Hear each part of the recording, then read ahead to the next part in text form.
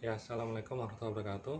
Kita masuk pertemuan selanjutnya bicara tentang studi kelayakan bisnis di aspek teknis atau operasional. Nah, bicara tentang aspek teknis dan teknologi bahkan operasional ini ya dasarnya sebetulnya dari aspek pemasaran. Pertama di sisi penawaran. Tidak mungkin operasional melakukan produksi tanpa riset pasar yang dilakukan dari teman-teman di aspek pasar dan pemasaran. Berapa jumlahnya yang diproduksi, dari penawaran berapa gitu ya. Itu dasarnya dari teman-teman pasar dan pemasaran. Sisi permintaan, otomatis permintaannya itu juga dari teman-teman pemasaran. Permintaannya berapa, maka kita siapkan produksi berapa. Kita lakukan penawaran berapa. Sisi strategis ya, kita bicara nanti produknya seperti apa, harganya mau dibuat berapa, sistem distribusi, promosi, pelayanan, dan punya keunggulan apa produk ini. Dan kita bicara tentang sisi perencanaan strategis, itu keseluruhan, bicara tentang keputusan bisnis jangka panjang. Oke, intinya sebetulnya aspek operasional ini tergantung dari aspek pasar pemasaran.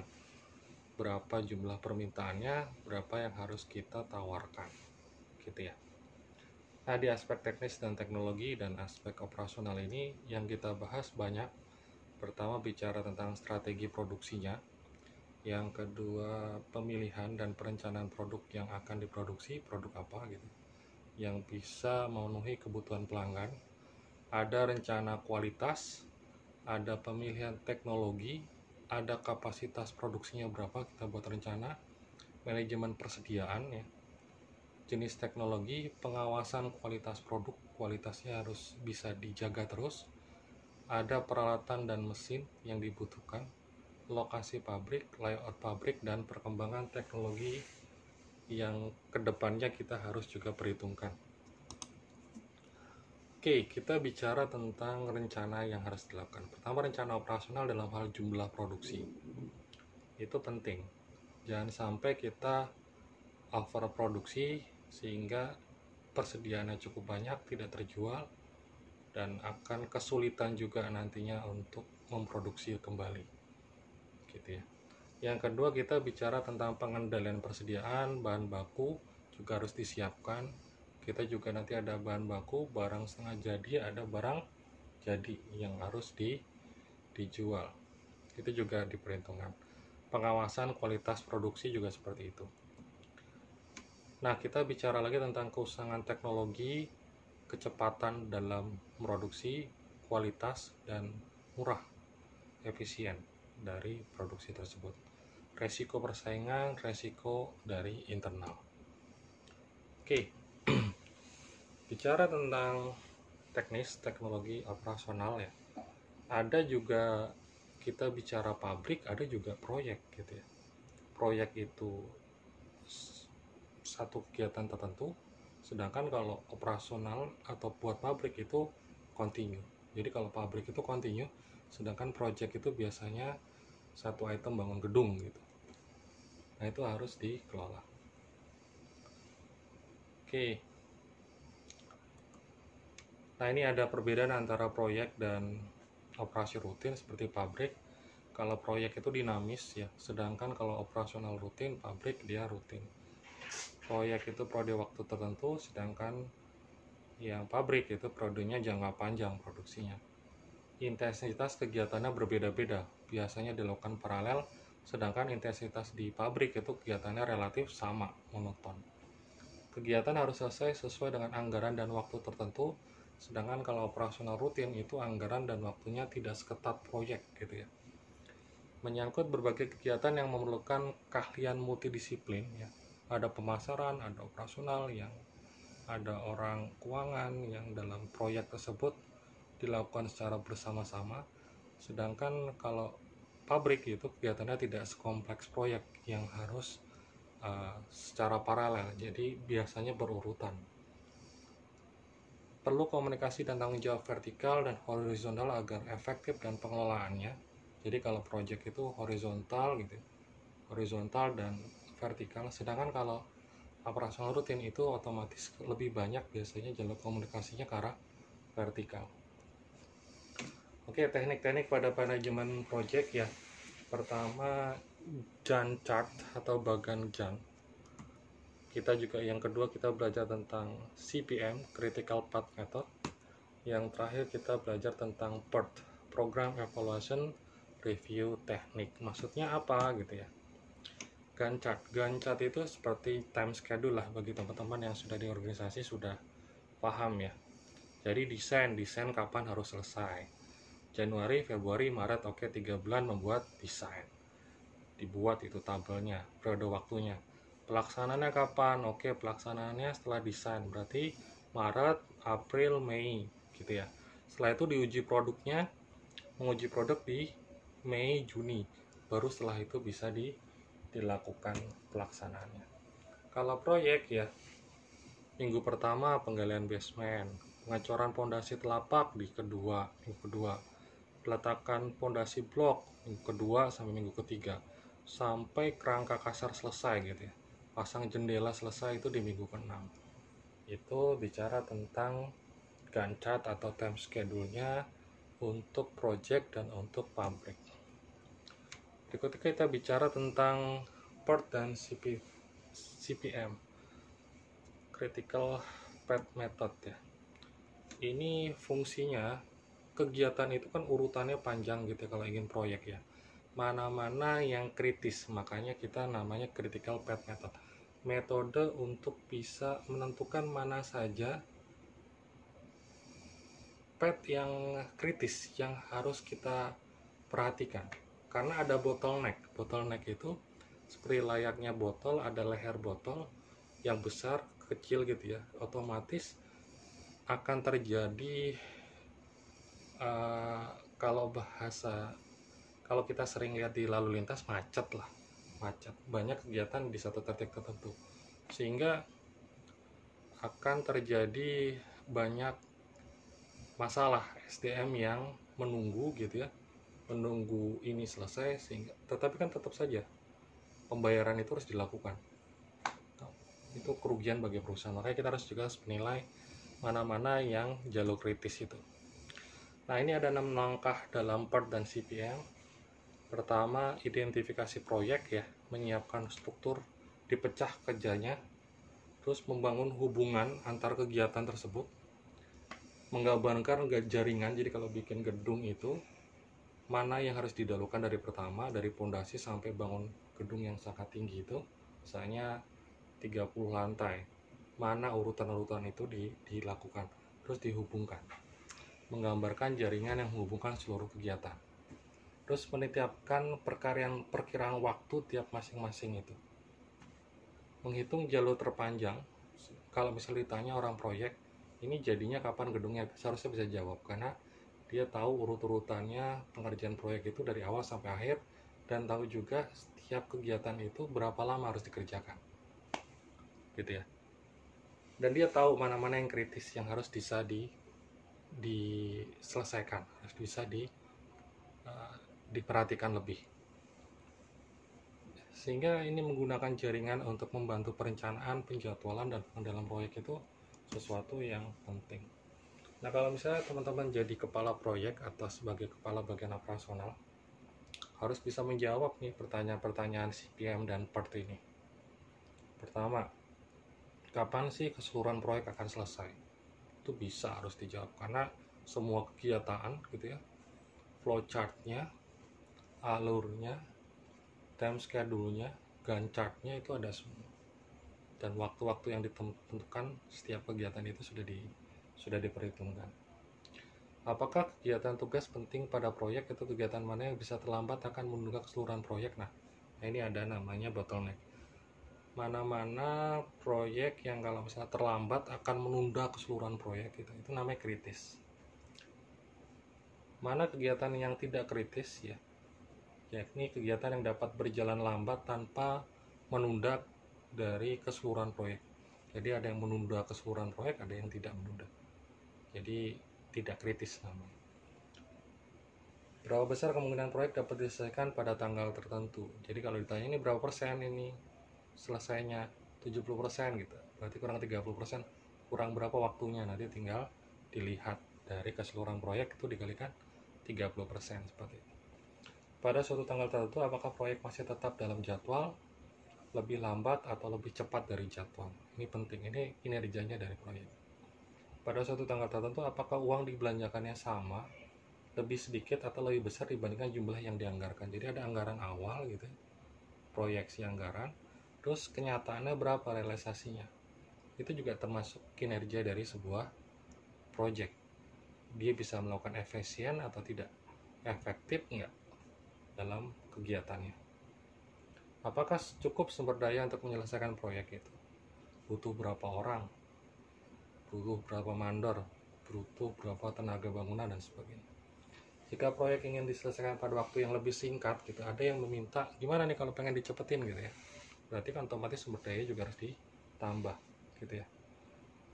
Pada waktu yang apakah jalan terbaik dengan biaya seminimal mungkin? Jadi otomatis kita harus bisa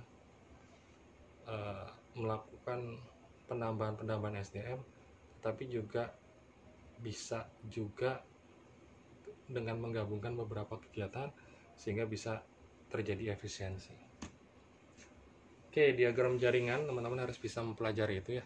Ada namanya activity on node, ada activity on arrow. Gampangnya gini, aktivitas dalam bulat-bulat node itu ada aktivitas yang ditunjukkan flowchartnya menggunakan arrow, panah atau node bulat ya. Nah, on ya, activity on node, ada activity on arrow, panah. Jadi kalau nanti lihat di slide ya, A, B, C, kalau node lihat yang bulatnya itu. A selesai baru ke B, B selesai baru ke C. Nah itu lihatnya node-nya, bulatnya. Sedangkan kalau A ya, activity on arrow lihatnya adalah panahnya. Kalau yang nomor 2, A, B, C. A dan B harus selesai dulu, baru bisa direction atau digabung. A dan B digabung baru bisa memulai kegiatan C. Gitu ya. Sedangkan A tanda panah kedua, B dan C maksudnya, B dan C tidak dapat dimulai kalau A-nya belum selesai. C dan D tidak dapat dimulai sebelum A dan B selesai. Teman-teman bisa lihat di slide ya. Yang membedakan adalah kalau activity on node menggunakan bullet ya, sedangkan activity on arrow menggunakan panah gitu ya. Nah ini ada namanya jaringan AON RS Milwaukee, jadi menggunakan node gitu ya, bullet. Jadi untuk bisa mendapatkan produk H, start mulai dari A hingga menjadi H. H itu produk akhir. Gimana caranya ya? Dibuat strukturnya. Oke, ini ada contoh ya. Contoh dari A ke H ya. Nah, saya kasih contoh. Mulai start ke A butuh waktu 2 minggu. Berarti 0 tambah 2 hasil akhirnya 2 minggu. Sedangkan B 0 jalan 3 minggu, berarti B selesainya 3 minggu. 0 jalan 3 minggu, akhirnya selesainya 3 minggu. Terus A ke D, A ke D, B ke D. B itu baru selesai 3 minggu, sedangkan A itu selesainya 2 minggu. A walaupun udah selesai 2 minggu tidak akan bisa membuat D kalau misalnya B-nya belum selesai. Makanya pengerjaan D itu dimulai di minggu ke-3 gitu. Minggu ke-3 ngerjain di minggu ke-4. Maaf. Minggu ke-3 ngerjakannya 4 minggu. Jadi 3 tambah 4 minggu berarti 7 minggu. Itu hari minggu ke-7 sudah selesai tuh D. Sedangkan A ke C 2 kerjanya 2 minggu, berarti minggu ke-4 selesai. minggu keempat selesai, masuk ke E, 4 dilaksanakan 4 minggu, minggu ke-8 selesai. Nah, G ini tidak akan bisa jalan gitu ya tanpa E selesai, walaupun D sudah selesai di minggu ke-7, tapi E ini selesainya minggu ke-8. Jadi tetap mulainya di minggu ke-8. 8 dikerjakan selama 5 minggu, minggu ke-13 baru bisa selesai. Sedangkan C ke F minggu keempat selesai, minggu itu dikerjakan selama 3 minggu, minggu ke-7 selesai. Nah, walaupun F itu selesai minggu ke-7, tidak bisa membuat H karena harus menunggu produk G. G itu baru selesai di minggu ke-13. Makanya masuknya di minggu ke-13. 13 jalan 2 minggu menjadi 15 minggu selesainya. Seperti itu ya langkah-langkahnya, teman-teman harus paham. Nah, contoh lagi flowchartnya kalau di restoran ya. Pertama, nomor 1, bayar nunggu tempat duduk. Itu di poin kedua butuh 5 menit gitu ya. Kalau ini yang dari panah ya, kita lihat panahnya 5 menit. Oke, 5 menit taking order, diteruskan ke dapur untuk masak. Misalnya 3, 4, 5 ini makannya beda-beda. 3 misalnya mie gitu ya, nomor 4 itu nasi goreng, yang kelima itu apa ya, cukup lama itu capcay. Jadi mie itu cukup butuh waktu misalnya 10 menit gitu ya, sedangkan nasi goreng 15 menit, yang lama tuh capcay 30 menit. Tapi kalau bikin masakan bareng-bareng gini ya, kalau dari resto itu mesti nanti ke meja customernya itu harus bareng-bareng. Capcay itu yang paling lama 30 menit, makanya itu startnya paling dari lama itu. Walaupun mie itu sudah selesai 10 menit, 15 menit itu nasi goreng, tetap menunggu yang capcay 30 menit, baru diserahkan kepada customer. Nah, itu makanan diantar ke meja customer 2 menit. Nah, 32 menit itu sudah dari meja customer. Customer makan 30 menit. Jadi totalnya 62 menit. Terus ada proses bayar dan terakhir keluar. Ngobrol terus keluar itu butuh waktu 45 menit. Nah, jadi satu meja itu butuh waktu sekitar 107 menit. Kita bisa menghitung kapasitas produksi. Kalau misalnya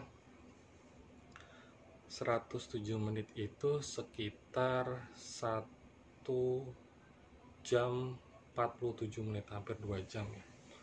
Hampir 2 jam. Anggaplah kalau misalnya kita cuma punya satu meja, berarti kapasitas produksi kita kalau kita satu hari itu kerjanya 8 jam ya, bukanya restoran 8 jam ya, kalau cuma satu meja ya hanya cuma buat 4 customer ya, 4 customer mah 4 meja 4 customer datang, walaupun satu mejanya itu 3 orang gitu, sudah hanya buat 4 customer saja. Semakin banyak meja, kapasitas produksinya juga semakin besar. Itu namanya kita menghitung tentang kapasitas produksi, okupansi, seperti itu. Kalau misalnya kita mejanya 10,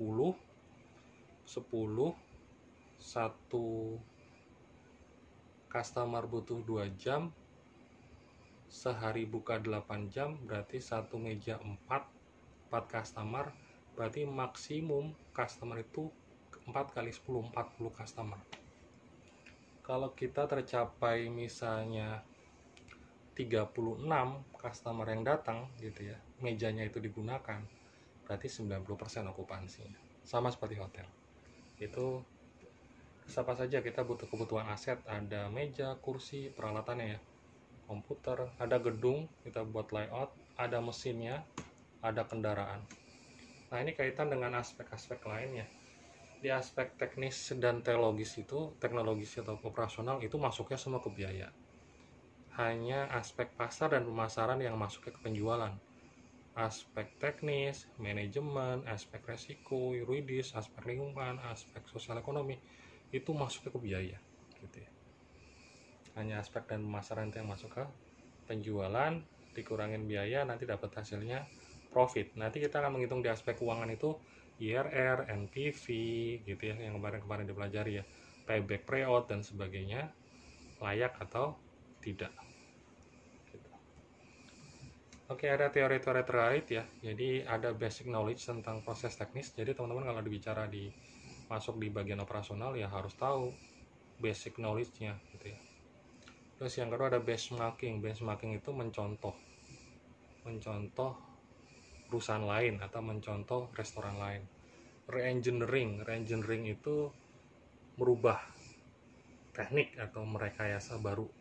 Contoh misalnya kita sudah pernah pengalaman membangun gedung 10 lantai. Terus ada project 15 lantai. Oke, kita reengineering desain yang 10 lantai itu kita reengineering menjadi 15 lantai gitu. Otomatis reengineering itu juga kedalamannya untuk paku buminya gitu ya, pondasinya dan sebagainya mengikuti. Biayanya juga gitu, kalau misalnya satu lantai butuh misalnya 100 juta untuk misalnya 15 lantai, kita berarti ada kenaikan 50% reengineering. Ada sistem informasi manajemen, teman-teman sudah ada kuliahnya sendiri ya. Ada sistem informasi akuntansi, bagaimana kita bisa cepat dalam membuat laporan keuangan secara komputerisasi. Ada cost accounting, ada akuntansi biaya, ada JIT, just in time ya, cepat gitu ya. Just in time itu tepat waktu dalam proses produksinya, just in time. Produksi masuk persediaan tidak lama langsung pindah ke pengiriman gitu ya, terus terjual. Zero defect, defectnya 0 gitu ya, atau cacatnya 0. Zero inventory, persediaannya itu mendekati 0. Break even point itu impas gitu ya dalam antara penjualan dengan biaya produksi. Kapasitas produksi, ada layout, itu gambaran dari proses produksi, ada manajemen proyek. Perubahan dalam bisnis ini contohnya toko swalayan ya. Dulu cukup nata produk ya, taruh di mana, terus menghitung stok persediaan. Tapi semakin lama harus ada kasirnya juga ada barcode-nya. Sekarang juga ada POS, jadi menggunakan teknologi online, jadi sudah bisa membuat laporan keuangan itu secara real time karena teknologinya juga berubah. Mungkin itu saja untuk pertemuan aspek teknis dan manajemen, aspek teknis dan operasional ya, dan teknologi. Semoga bisa dipahami dan bermanfaat. Sekian, assalamualaikum warahmatullahi wabarakatuh.